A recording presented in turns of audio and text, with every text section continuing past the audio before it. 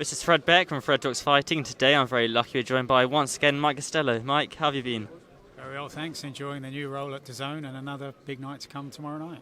Yeah, certainly. It's been a couple of months since we caught up, since the last time we spoke. How have you been in that time? What have you been up to? Yeah, it's been great.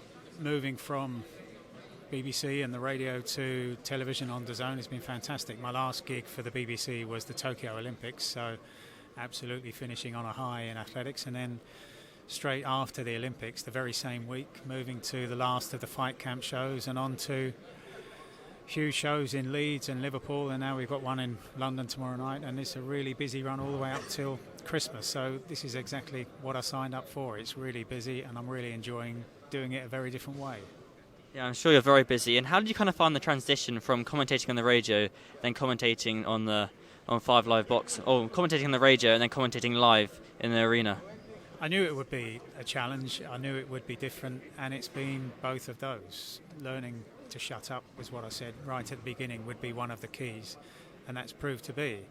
But I've been working alongside some really talented people, Andy Lee, Chris Lloyd, Darren Barker, and they've helped me through the transition. A transition I'm still making, but absolutely loving the challenge that it's presenting me with. And you know, I'm not there yet, but I will get there. Yeah, I'm sure. And obviously you've got the fight Saturday night. It's a big fight for women's boxing. How important do you think it is that women get these big fights, especially in a main event like this? I think this is absolutely pivotal this weekend. This is part of the road to undisputed in the super lightweight division.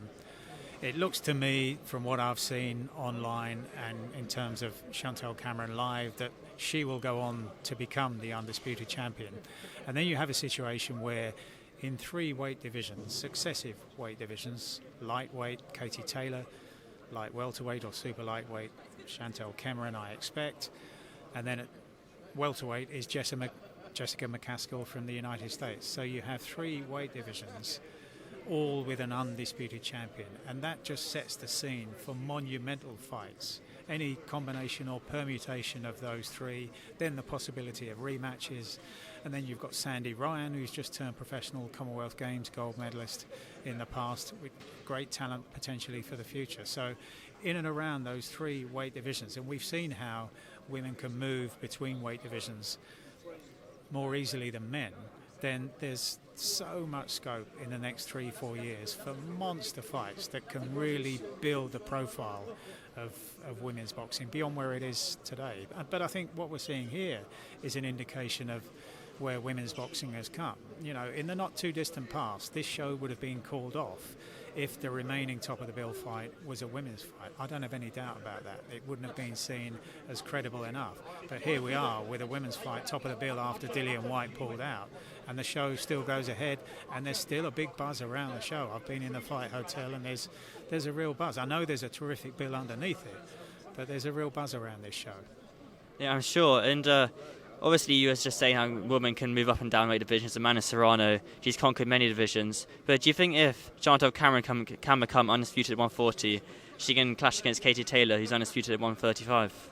I think so. And there's an obvious narrative there. They met in the amateur ranks way back in 2011, so there's no way that can give you any clue as to how the fight may go. But there is that narrative there that they've met before, and they've not necessarily been on tandem paths, on parallel lines coming through their careers, but they've had, in a sense, very similar careers. Chantel Cameron hasn't had anything like the success as an amateur that Katie Taylor's had, but she was very close to qualifying for the Olympics in 2016. In the Olympic test event in 2015, she beat the French woman Estelle Mosley, who went on to win gold in that lightweight division. So that shows the pedigree is there for Chantel Cameron. She's got that amateur pedigree that a lot of female boxers don't have. And so that builds into that potential clash, which would be the biggest women's fight we've seen in this country. And I know Katie Taylor is from Ireland, but she's been very much a part of the British scene in her professional ranks. So I think that could be absolutely huge for boxing, not just for women's boxing.